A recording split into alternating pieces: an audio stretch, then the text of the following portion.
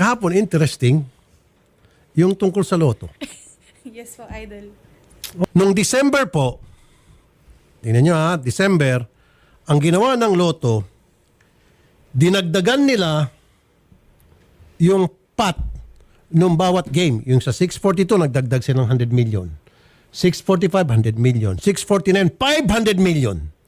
655, 500 million. 658, 100 million. Nafa-follow mo? Yes po. Ang purpose nila, kaya nila dinadagdagan yung premyo para magkaroon ng excitement at maraming tataya.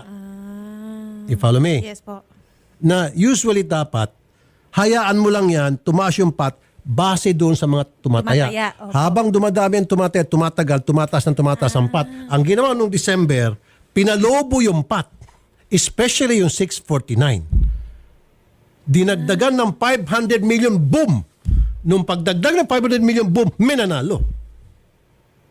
Ito pa ha. Idol. Yung combination ng 649, ito ano kung ginawa Sana ba yung ginawa ko dito? Kuha kayo ng ballpen, mga papel, mga kapatid. Kuha kayo ng ballpen, papel. Yung 649 to, pag-usapan natin yung minanalo ng 640 million. Tayaan mo lahat ng numero, lahat ng combination, possible combination 649, 14 million total ang combination. 14 million ang combination yan. Pag i-add mo 14 million times 20 pesos, that is 280 million. Yes po. Sulat mo, 280 million. Now, ang jackpot ay 640. So, 640 minus 280, may tubo na 360. You follow me? Eto ngayon. Kung hindi nagdagdag na 500 million, ang pot lang dapat was only 130 something. So kung 130 lang or 120 or something, kung yun lang ang pot, tumaya ka ng 280, lugi ka pa. Kaya ang ginawa, nagdagdag na 500 million para may ganansya. Na-follow mo? Opo. Ito pa, pansinin mo. Nung December, lahat ng game na yan, dinagdagan. Galing sa prize fund ng tig 100 million, 500 million, 500 million, 100 million. Pagkatapos ng December, wipe out yan lahat. Lahat na may pinanalunan. Oh, di ba? Opo. Christmas. Christmas bonus. Yun. Napansin mo? Merry Christmas. Back to zero. Idol. Ang tanong, legal ba yun? Well, dun sa charter ng PCSO, legal do yun. Patatanggal ko po yan. Magpapasa ko ng batas, natatanggal yan, na huwag ka nang magdagdag sa prize fund. Imbis na magdagdag ka, magpapalobo ka na kung saan na pupunta, edi, bigay mo na sa mahirap, total charity. Ibigay mo dun sa mga ospital, Tama po, Idol. sa mga ambulansya. Marami mga barangay dyan na walang ambulansya, kakarag-karag na. Mag-donate ka ng mga wheelchair, mga gamot, na mga mahirap na pasyente. Kaysa naman, maglalagay ka ng daan-daang milyon sa prize fund, mula sa prize fund, na para ang mananalo ay isang tao lang at questionable pa kung sino isang taong yon. Punyeta.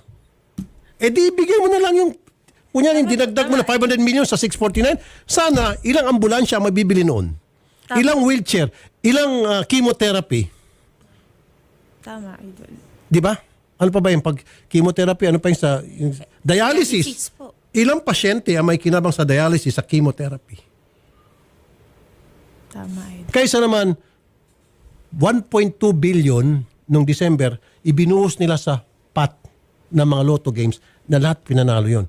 Imbis na ibinuhos nyo doon, sana pinamigay nyo na lang sa mga mahirap na kailangan ng kidney dialysis. Ano pa yung isa sabi mo?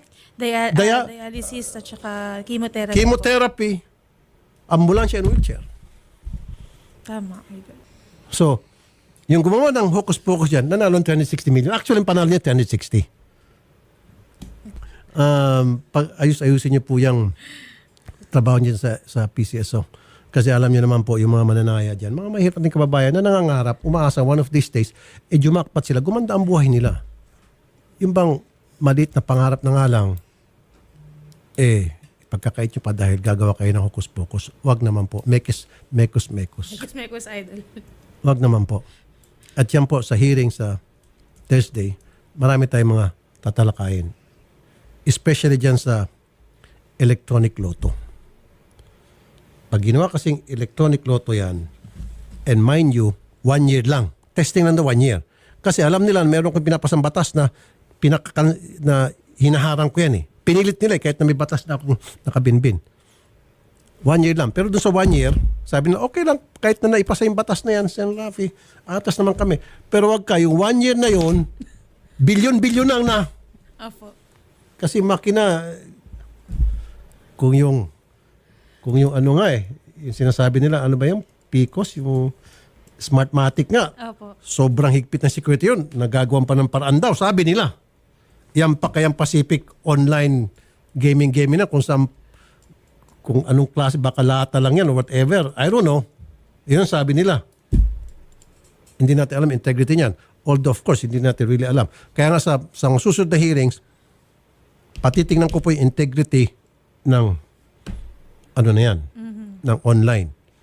Kasi wala sila palang permiso sa Malacanang. Dapat may permiso yan. Opo. Bago nila ituloy yung online betting na yan. Anyway, yun lang po.